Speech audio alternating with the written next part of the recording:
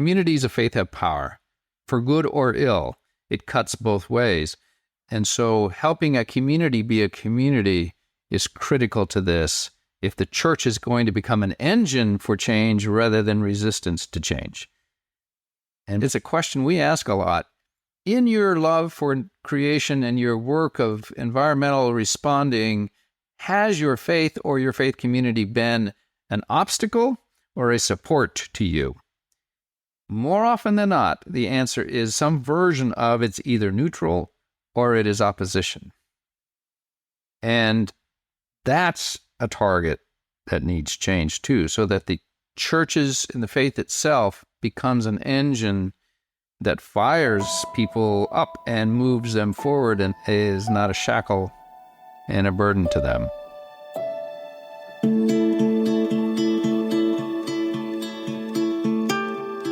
Welcome to the Earth Keepers podcast.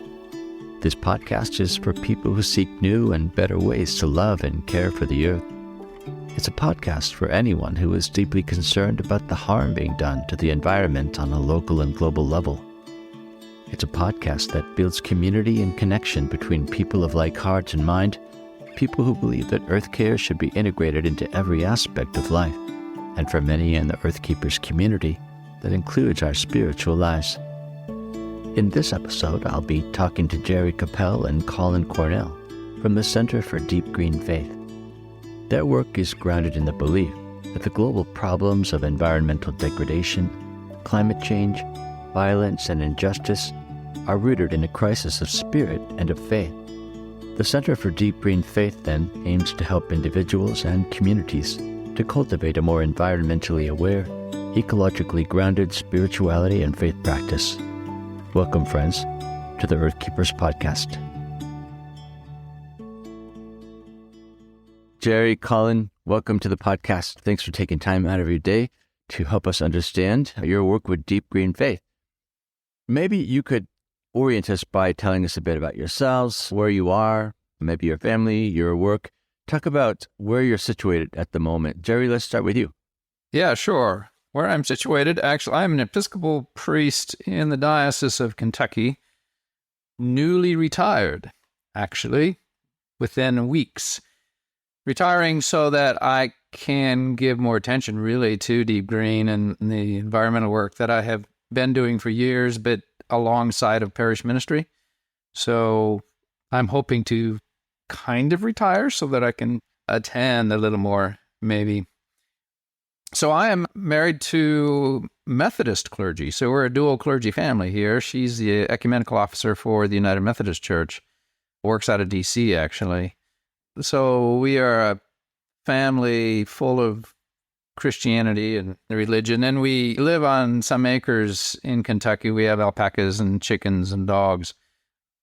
And that's for this need of mine, especially, to kind of stay connected to the land. I grew up in South Dakota and grew up hunting and fishing in open spaces and small towns. And that was actually my first love. My seeking of God showed up mostly in college. So I started college as a wildlife biology major and ended up in religion. I think that kind of expresses my path largely because I have this dual interest and passion and need to be on the land and to be in the wild and to seek God. And I guess that expresses why I have arrived as I have at my retirement, which is having served the church for these many years, but also having never let go of this desire to sort through living on earth. Collin, tell us about yourself.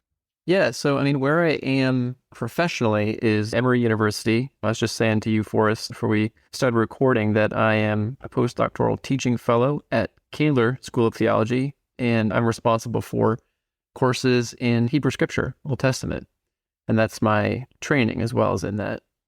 Where I am geographically is Chattanooga, Tennessee, so East Tennessee. But I'm actually from upstate Western New York. A lot of folks, especially down here in the South, don't tend to think about the southern counties of New York State are technically considered Appalachia, They're in the Federal Emergency Appalachian District. And I used to tell my Tennessee students that I grew up on the same plateau as we're on here. The Cumberland is the Allegheny Plateau. But all that to say, I grew up in Western New York. And kind of like Jerry was saying, I grew up in an extraordinarily rural place. My hometown had about 500 or 600 people in it. That was one of the larger burgs in Western New York in that area. And grew up close to the land, doing gardening with my parents and doing farm work. I worked in vineyards and farms growing up. And I think that does really inflect why I'm here on this podcast just now, because that instilled in me a real understanding and care and joy in the land. And that's held up in the face of a deepening sense of crisis, which is sort of the other motivation for me in terms of involvement with ecotheology, earth care, environmental justice, and so on, is that sense of crisis. And I'm on the opposite career stage, maybe, as Jerry said. I'm a millennial, and so trying to find my footing professionally and vocationally in this world, but in common with many of my cohort, really having operated for years with a real sense of jeopardy, that environmentally things are looking very difficult. Sure. I'm really curious about whether or not you're able to bring those concerns, those passions to your work as a professor. Yeah, absolutely. I am. And in fact, my involvement with Jerry, with the folks who are involved with the Center for Deep Green Faith, emerged from the classroom, that I was really trying to discern ways to teach that are not totally portable. So that your introductory Bible or New Testament, Old Testament class, for the most part, they look the same. They're very transferable. The basic text corpus is fixed. You know what you're going to study, the Bible, in Bible courses. And a lot of the readings and kind of disciplinary expectations are very transferable. And so I was trying to find out, how can I teach in ways that are responsible to the place, to the specific lands and waterways, geography, topography, the specific history of a place. And it was out of that desire to teach like that, to experiment with teaching like that I first came into contact with some of the folks involved with the center. In fact, Robin Gottfried, who was the director preceding Jerry, first sat in on a directed reading I was doing for a student on a Hebrew Bible and the built environment. But maybe more directly in answer to your question, Forrest, in more formal theological education, I've tried to find ways of getting students to engage with the land, with its history, even for courses that are oriented towards scripture and your sort of more expected, customary Christian content. Interestingly, I had a guest on recently, Wes Willison, and he was at Princeton Seminary and was really transformed by his experiences at the Farminary, because they were playing with some of these boundaries that you're talking about. You know, what's theological education?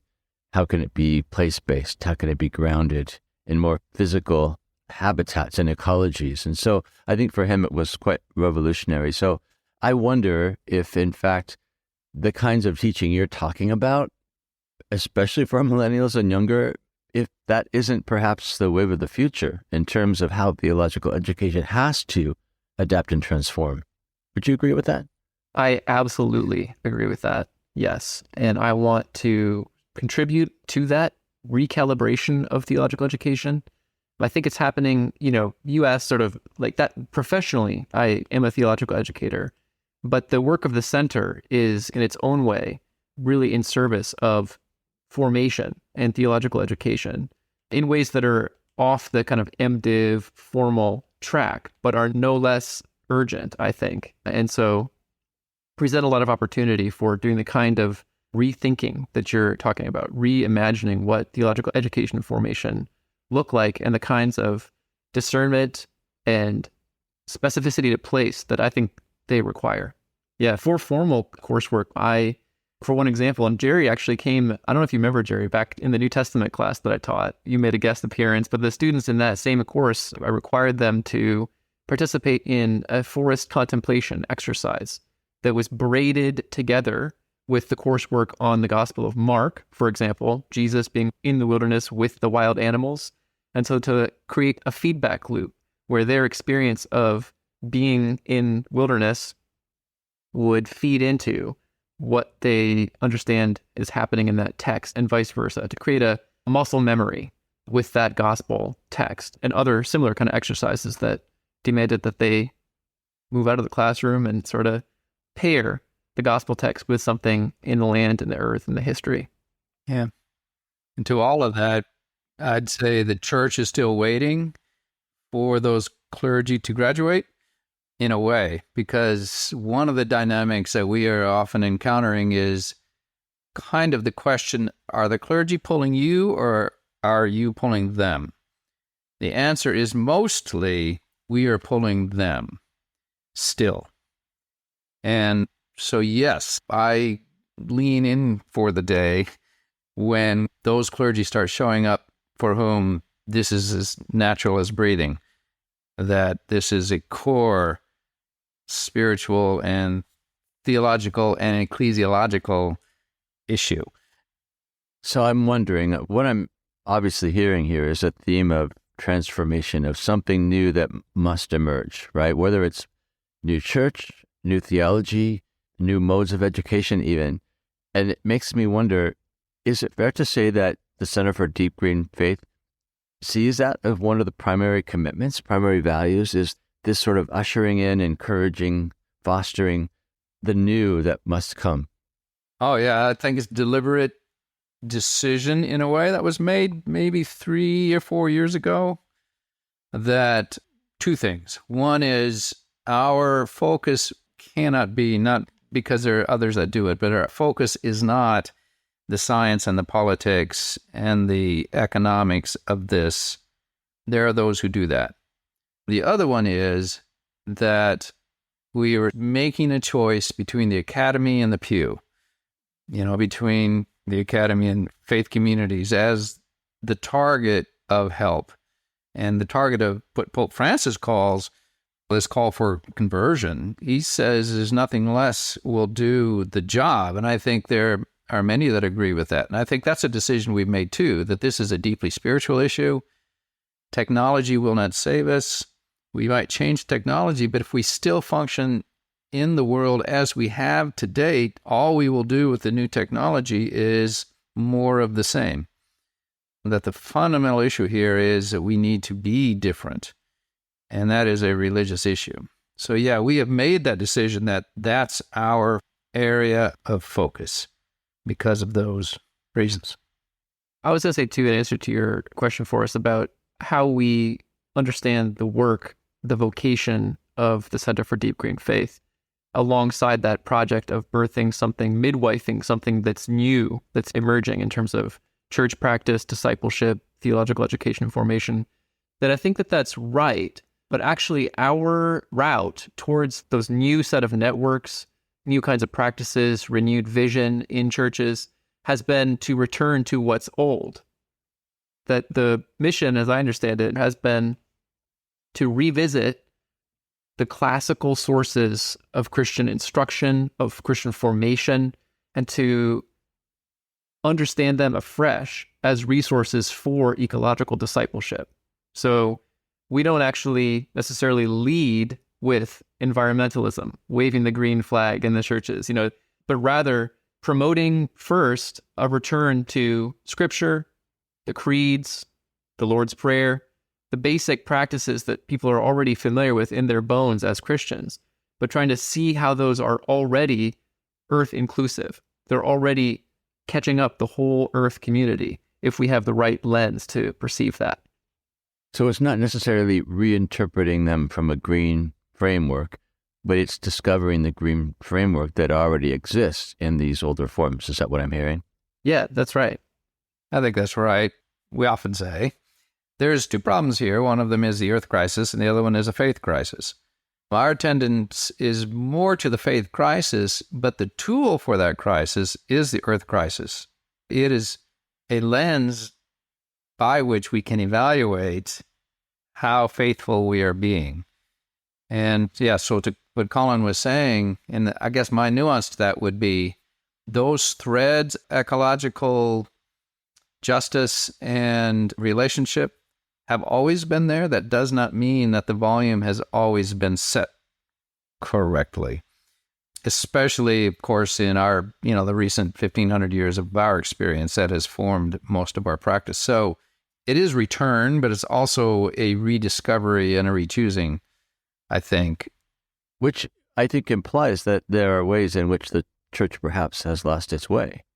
We have left something behind that we ought not to have. Right. And you're saying that's even part of our problem. That's why we can allow the disrespectful practices to damage the earth as it's doing. Yeah. That we've left behind some important guidelines. Yes, and that's one way to reframe the conversation so that we're not trying to convince a bunch of church folk that you ought to care about climate change or fossil fuels or whatever, but we're really kind of saying you ought to care about your own faith, that it too needs rescued and it too needs healed and so on. And the ecological crisis is just the trumpet that can be used, or the lens that can be used to restore something that's been there all along. And I think that what Jerry just said is actually really significant, especially for purposes of building durable disciples as well. I myself first came into any contact with environmental activism really through racial justice organizing circles in Atlanta while I was in graduate school. And what I saw there was galvanizing, also though disturbing because of how much burnout there is in activist communities. And it's true in churches and church leadership as well. And so the importance for us of fronting environmental justice, earth discipleship as a spiritual resource, as a positive vision, is because that's a much more lasting source of nourishment and inspiration for people than just facing into the climate problems, the degradation of earth environment, and so on. So it's out of having a long-range hope for Christians, churches, congregations, disciples, that we front these spiritual resources. So it's not only responsive and reactive, in other words, what we're trying to build, not only out of an alarm, a sense that things are eroding and jeopardized, but out of an interest in trying to see God and ourselves, our whole earth community, more fully. Well, I think in particular, people who are committed to earth advocacy, who pay a lot of attention to climate crisis, the temptation to despair is so strong because of the evidence that we have before us regarding the path that lies before us. And I think I hear something really intriguing and beautiful in what you're saying about Deep Green Faith's work, and that is, it's really reframing the task. It's reframing the task not as resisting destruction that's inevitable, but rather it might be taking a rightful place in the community of creation. And there is hope in that. It's like becoming who we ought to be.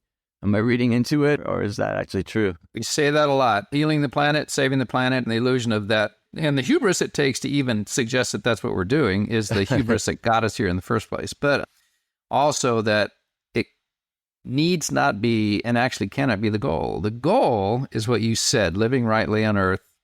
If you want to frame it more Christianly, it's living more obediently on earth or more faithfully on earth. But whether we make progress on climate or anything else is actually not the question. It's, are we being more faithful? That's the question. And that reframing makes a huge difference on a lot of fronts. Yeah.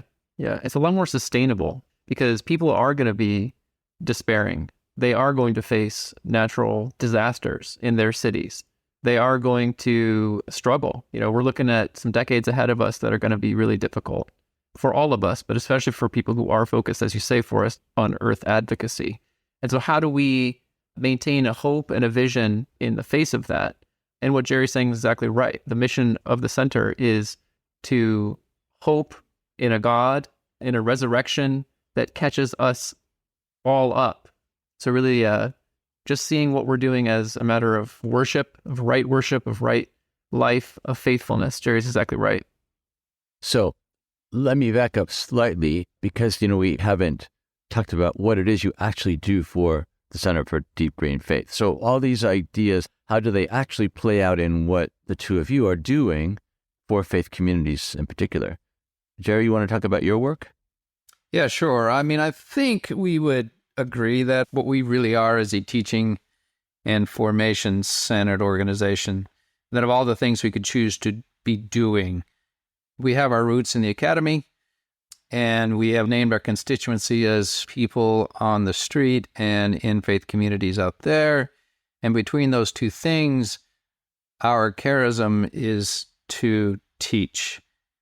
So it's less we decline organizing and so on, but we take on the roles of giving people spiritual foundation, showing them spiritual practice, giving them words and concepts and meanings and understandings which they can use on the street.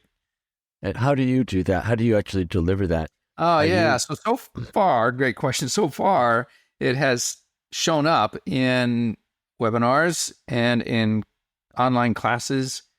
It shows up in consulting work that we might do with various levels of faith communities, like in Episcopal circles, that would be either parishes, dioceses, or what we have regions called provinces, where we show up and say, hey, we will help produce resources for you. We will teach things. We will consult. We will help you build a program of formation or spiritual practice. If you're a congregation, or if you're a committee within a congregation, or if you are a committee that operates at a different level, there are several of those. We would be resourcing by writing and producing and consulting and helping them organize. How about you, Collin? What's your role in all of this? Yeah, I mean, so I've contributed in various ways to teaching and facilitating, managing webinars, the short courses Jerry mentioned. Those happen over 4 weekly weeknights online. There's a certificate program as well that the center runs, which is a little bit more focused, concentrated, cohort-based course of formation over the duration of a year. And then also, like Jerry said, writing formation materials for dioceses, churches, and so on. So that can range from, we've put together short video packages, little lectures and courses, to bulletin inserts, really just a variety of media that can inform how formation happens in a church or a diocese or a province, like Jerry said. So the audience that you are working for or helping, these are mostly, it sounds like, groups of people. You're doing this work in community. Doesn't sound like your focus really is on transforming individuals per se, but is there something about the working with community in particular that seems important or even more effective in some way? 2 different responses, I guess, to that. If we were to look at our greatest successes, those are individuals. The most established program we have is what's called the Certificate Program of Contemplation and Care for Creation. That's an 8-month-long course where a community of students stays together for that year. And it involves some retreats, and for the rest of the time it's online. But that is an individual. If we were looking for testimonies, that's where a lot of testimonies would come from. Webinars also are focused on whoever shows up, and those folks might also claim some form of ways of, hey, you have helped me rethink. You have helped me see differently. A phrase we hear a lot is, you have given me words. You have given me concepts. However, yes, I think, and I think the center does too, kind of what needs converting is churches as a whole, because churches are educational bodies, not just in their schooling programs, but by their behavior and by their community and practice and by their worship and by the words that they use or fail to use. And so it isn't enough, I am thinking, to just focus on individuals. Communities of faith have power, for good or ill. It cuts both ways. And so helping a community be a community is critical to this if the church is going to become an engine for change rather than resistance to change. And it's a question we ask a lot. In your love for creation and your work of environmental responding, has your faith or your faith community been an obstacle or a support to you? More often than not, the answer is some version of it's either neutral or it is opposition. And that's a target that needs change too, so that the churches and the faith itself becomes an engine that fires people up and moves them forward and is not a shackle and a burden to them. The other side of that I would mention with regard to that good question, Forrest, about is the center's work oriented to communities or toward individual people and their spiritual formation, is that very oftentimes the events and courses that the center puts on are themselves convening. They're bringing together people who otherwise lack a community that can support their vision, their love, their sense of crisis. And so that's a way in which the center creates community. And I think that's been something that's very special in the courses I've offered, is that people who feel themselves to be isolated or struggling uphill in their own specific congregation can now come alongside other people who are mobilized, who are trying to figure out how does what they care about, what they love, the creatures that they love, the environments they are seeking to uphold and protect, how can that belong integrally to their Christian practice, to their Christian faith? And so bringing people together, something that the center, I think, has excelled at. Yeah, and it kind of brings us back to that point about what is it that sustains. And in this case, I think community sustains when you know you're not alone, that other people also think as you do, even if you live in communities of opposition to those ideas. So yeah, I like that emphasis very much. And, as we talked about before, there's a lot in common that our organization, both Earthkeepers and then our broader organization, Circle With, a lot of things that we share with the Center for Deep Green Faith. And one of those is this desire to really explore this intersection of earth care and spirituality. And, one of the phrases that stood out to me on your website is this idea that the organization's offerings blend ecotheology with ecospirituality. And I'm wondering, would you explain what you mean by those terms? And then maybe how do they translate to things that, again, Deep Green Faith offers to churches? In a way, those two phrases, ecotheology and ecospirituality, were sort of the accidents of history that brought us to where we are. Our deepest running offering is a spiritual practice. It's nature contemplation. It's taught in 20 steps, you might say, or 20 different forms of modified practice over time. It is definitely a teaching of practice. At the same time, we have this academic edge to us. The majority of the board, I think, have PhDs and are deeply engaged in theological education.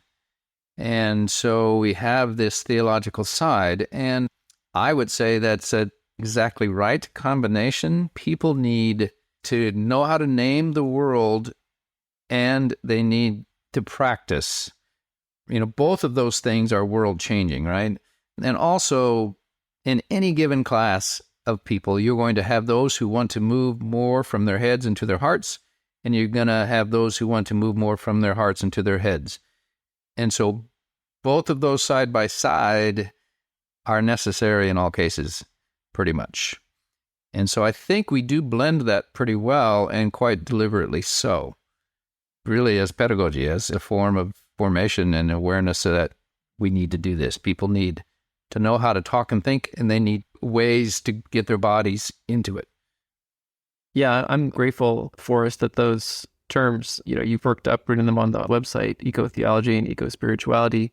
And I suspect that we have put those out there because they have some currency. They mean something to people already. We don't need to completely build from scratch what eco-spirituality entails. But at the same time, exactly along the lines that Jerry's saying, for us, I'm trying to think back, Jerry, to our own in-house conversations. Those are not really such distinct considerations. Really, we operate that the content of Christian instruction, of formation, is completely seamlessly braided together with practice, with prayer, with slowing down, with the kind of ascesis, the suspension of kind of all our motion, and that's all part of the same whole of what it means to be a worshiper of our God. Yeah, that actually reflects my experience when I first encountered the Center for Deep Green Faith. I was reading the website, and on the one hand, you kept, as an organization, emphasizing contemplation, contemplation, and then you'd say praxis, praxis. I found myself wanting to put you in one place or the other. As I decide, who are you? But that's the problem these days, right? With faith-based earth care is maybe we feel like we've got to choose one way or the other. You know, we're activists or we're contemplatives. But I hear you saying that it's not possible and sustainable without actually being both. Yeah. Is that right? That is. And I'd say too, just in my experience, being in our webinars, leading our classes, is that we have oftentimes students who are tired activists looking for some refreshment, looking for some rejuvenation. And we have curious Christians who want to lean more into this and are looking for an opening that they can move into some fuller vision, fuller practice. So yeah, I think you're right to say that we don't hold those apart, the practice and the contemplation. You know, going back to those terms, ecotheology and ecospirituality, I do like them very much. You know, I took note of them. And yet there's an irony about them as well. Ecospirituality is like saying passionate parenting or efficient accounting, as if accounting weren't fundamentally efficient by definition, or parenting wasn't fundamentally loving. But in some ways, these terms are the correctives to where we've gotten to in terms of the separation of creation care and attention to the planet and faith. That those things have been dichotomized, unfortunately, especially in the Western church and especially in, I would say, the North American church. Yeah, and like as well said, we would love to arrive at a point where it's all not necessary because it's as natural as breathing. Yep. When we get there, then we'll be glad to go home. Deep Green Faith is affiliated with the Episcopal Church in the U.S., and is that actually a fair description of your audience, really, in terms of the folks you're trying to reach? Or is it broader than that? It is not by design or definition that. It is by happenstance that. Because have been hanging around Episcopal institutions, and most of us are, but not all, are Episcopalians. Actually, the director for all these years is Roman Catholic. But it is just where we've started, and therefore where we are most articulate and where we have the most connections, but not at all by intention. I guess we would be more than happy. In fact, I mean, we talk about it. It's sort of like when we come up with the opportunity and resources, we'll get out there. But it's just where we have been is really what that is. Though I will make this case, I do think there is a problem in the environmental movement in general, the faith movement in the environmental, all the organizations that are interreligious and interfaith, that the way they have tried to work with religion is to find the lowest common denominator. And what that results in is, you know, jack of all trades and master of none, that you are watered down to the point where nothing carries power and it's just a way of getting along. And so we do think that going deep is quite necessary, and you can't go deep unless you go particular. So that is part of the reason maybe we have focused in one place. But I think it's a worthy work to say, how can we be both broad and deep? How can we deal in particulars and still be a wide tent? And that would be worthy work.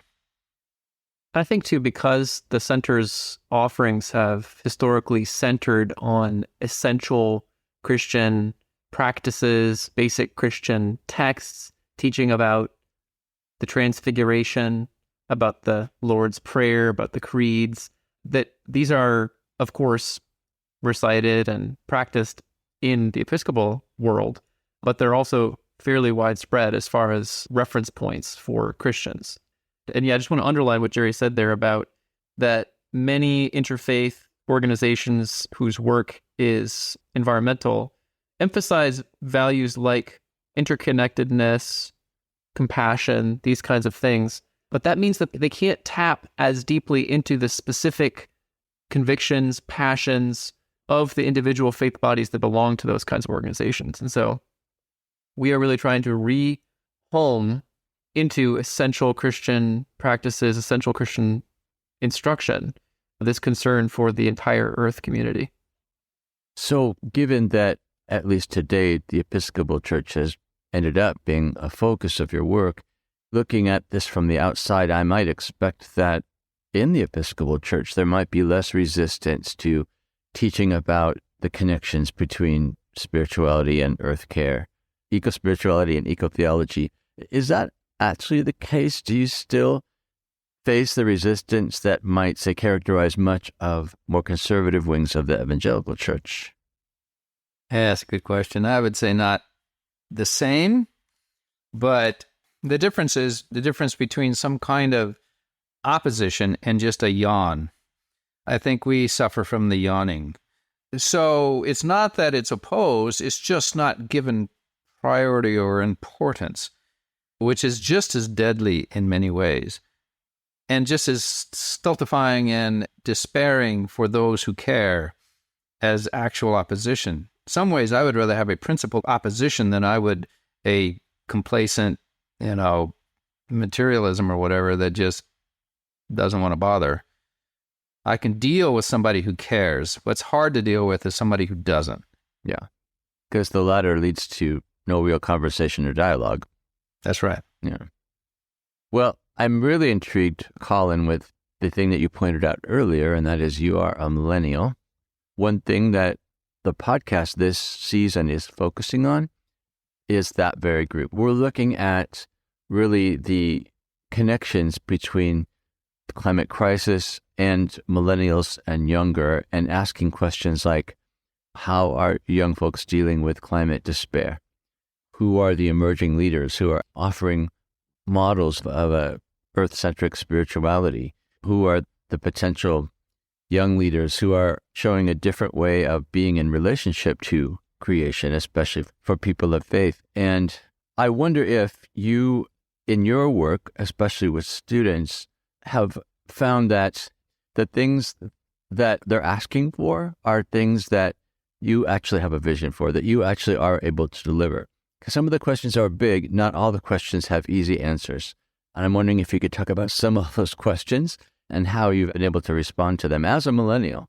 Yeah, I'm really thankful, Forrest, that you all are trying to reach millennials, Gen Z, and younger. So thank you for your work and discernment towards trying to address our concerns. As far as what I am picking up from students and the kind of difficult questions, experiences they have, I think that you already put your finger on one of the phenomena that I have observed as an instructor, and that is the prevalence of despair, of a real sense of stuckness, of malaise that, especially coming out of COVID, really the sort of deterioration of trust in institutions applies across all age cohorts, but I think it's struck with special intensity the younger among us. And so, yeah, questions about ecological grief, climate despair, these are really pressing for younger people.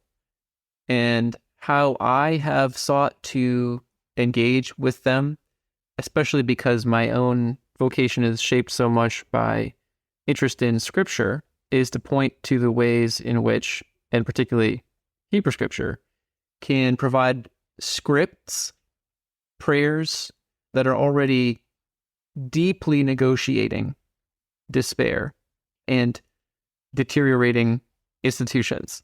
In other words, the vocabulary for life with God in that circumstance is already there on the books. And so activating that for people.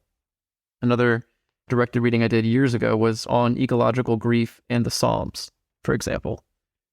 So providing people with some sense that their despair is not a separate, or their sense of grief, crisis, loss, isn't something outside the bounds of their faith, but that the resources are already there and present to tap into more.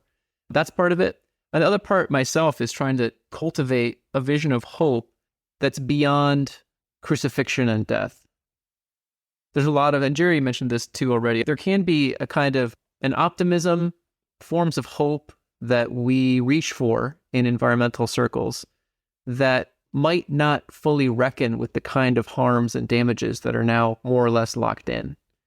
And so we need to tend to a hope for all of us, for ourselves, for the earth and all its creatures, that's somehow really and truly expansive, and that's also somehow really and truly on the far side of death.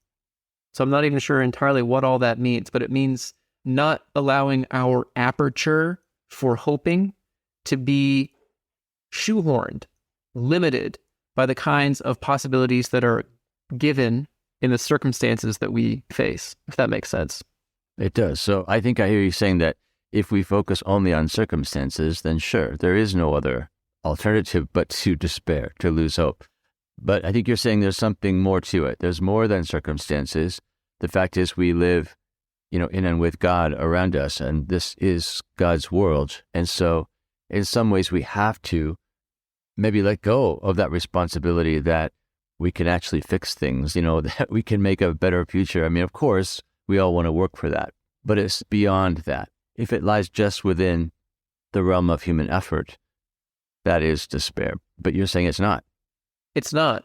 And that frees us to be able to give ourselves over more freely to the places of death and abandonment in our world, to the victims of just being discarded by the world, both the humans and the non-humans who are leveraged, used, thrown away.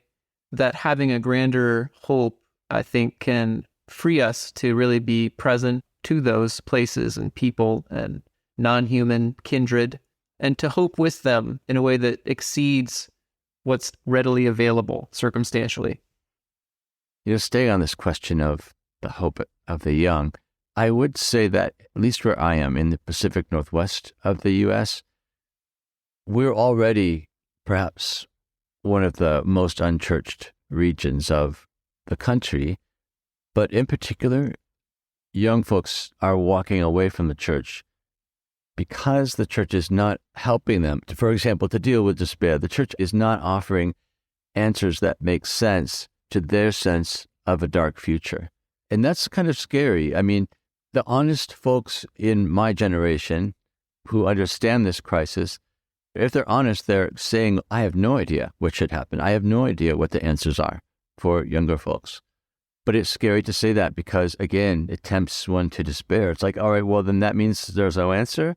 And obviously that's not true. But when you think about maybe some of the younger people that you've worked with, Jerry or Collin, have you seen people proposing some new way forward, a new way forward of being, of thinking, of theologizing that perhaps represents something different to come?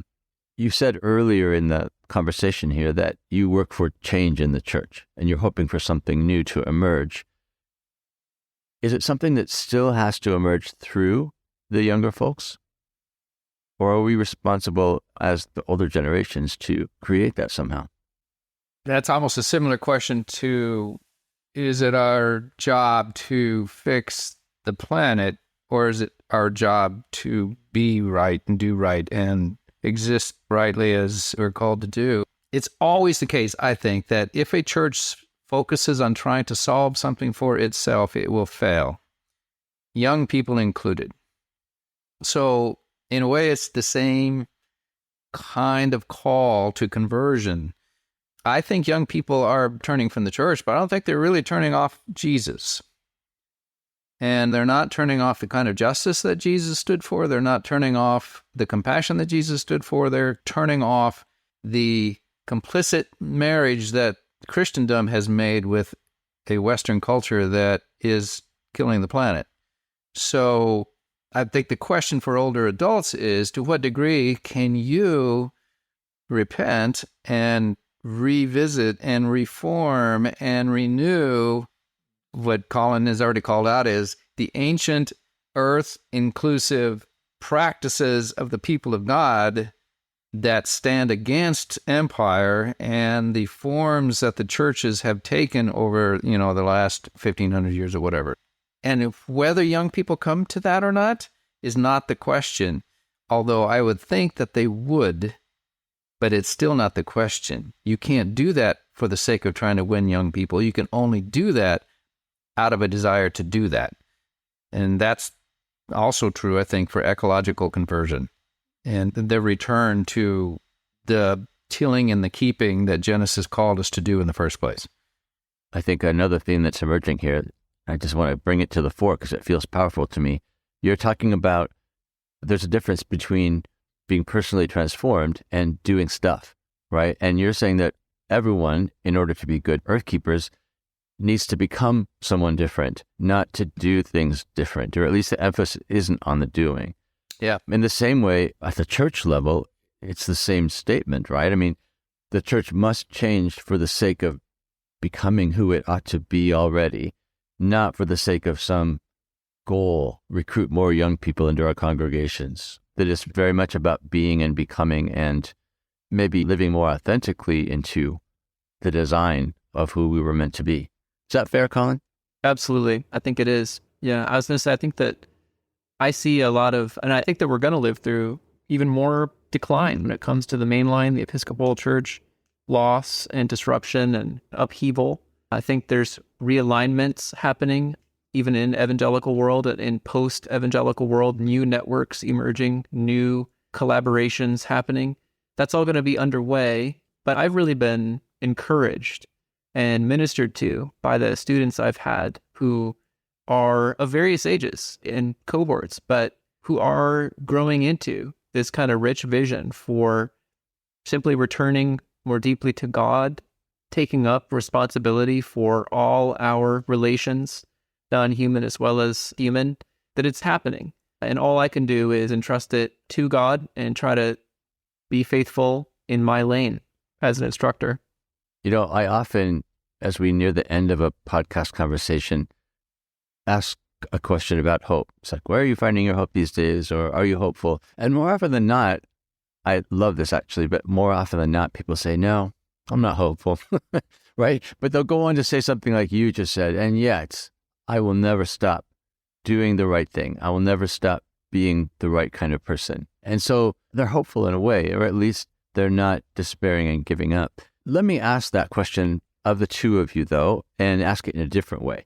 When you look at the work of the Center for Deep Green Faith, are there examples, stories, individuals, stories of community transformation that you find yourself looking to, maybe to keep you going on with the work? I can say right away that, yes, I am myself, I would say not optimistic, but I am hopeful. And so the resources, the people that I look to theologically, spiritually, are those who have a truly grand vision of hope, of restoration, of all things being caught up in what God has done in Jesus Christ. And so I think about people like Julian of Norwich. I think about Isaac of Nineveh, the inspiration to me. I'm traveling in circles where Maximus the Confessor is a big name. These are all people who have a truly immense vision of God's compassion and of God's purpose to heal. So probably there are a lot of listeners who would not be able to tell you who any of those people were. Can you pick one and maybe tell us how are they representing this inspirational hope? I think I'd go with somebody who maybe is a more familiar name to some, but a theologian who's been a lot to me, and that is the Protestant theologian Karl Barth, who really imagined Jesus in solidarity with all humans, so that what God has done in raising him up anticipates the future of all humans, and by extension of all creation. I think that's really in line with the Apostle Paul's vision in Romans chapter 8, where all creation groans and looks forward to participating in the benefits received by the human children of God. That is, that the saving effects of God's work cascade over to all of us. Yeah, I'll tell you something that's happening in me right now as you speak is I feel a little bit corrected in how I think about this podcast, because we are very often about give me contemporary examples, contemporary stories where church has changed or done some major transformation. And I suspect that I don't make space enough for people to talk about historical figures, to look back to those who still have much to say to us, especially in the struggle to advocate for the earth. So thank you for that. It's actually thought-provoking. What about you, Jerry?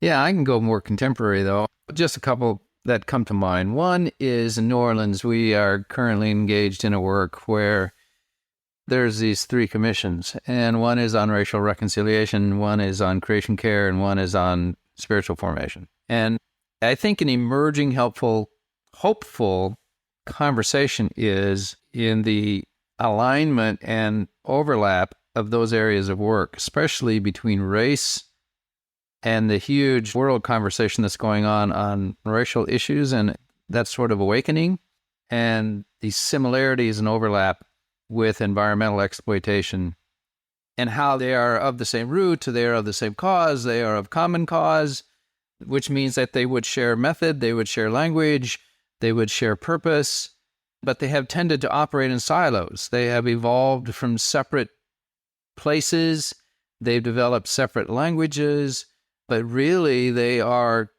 kindred. And formation, which is really what we've been talking about this entire time, as overlapping both of those. In other words, there's a need for conversion when it comes to seeing other human beings, and there's a need for conversion when it comes to seeing the rest of life on earth, the non-human life on earth. And so that fires people's bones to find the commonality and the kinship between these two large social movements in the world and in the connection to the church's teaching role. So that's hopeful, right? Because that's a new way of having a conversation that seems to have energy and connects people and gets their hearts going.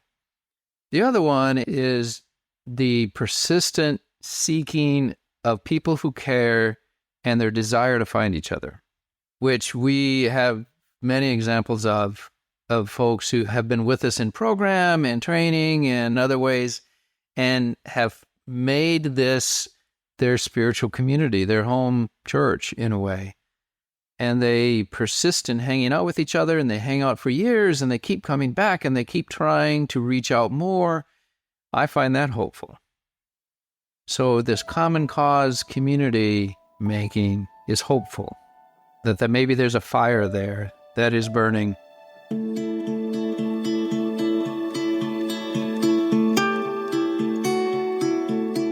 We've been in conversation with Collin Cornell and Jerry Cappel about their work of helping individuals and communities to cultivate a greener faith praxis. To learn more about Jerry and Collin and the work of the Center for Deep Green Faith, go to the show notes for this podcast episode. I'm Forrest Inslee, your podcast host. Our executive producer is James Amadon. Our producer is Dave Wolfers. Forrest Reed is the creator of our original music, and Timothy Connor is our podcast editor. Our research assistant is Alex Megerly, and Jessalyn Gentry is our social media director. Thank you, friends, for listening, and please join us for our next conversation on the Earthkeepers podcast.